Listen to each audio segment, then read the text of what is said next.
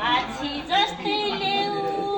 पहाडको मुटुको छेउमा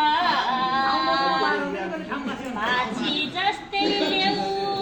पहाडको मुटुको छेउमा मलाई बासा देऊ न निधारैमा लेखेसी भन्दै कुरा निधारैमा लेखेसी आँखा लोभी मनपाती भयो तिमीलाई देखेसी आँखा लोभी मनपाती भयो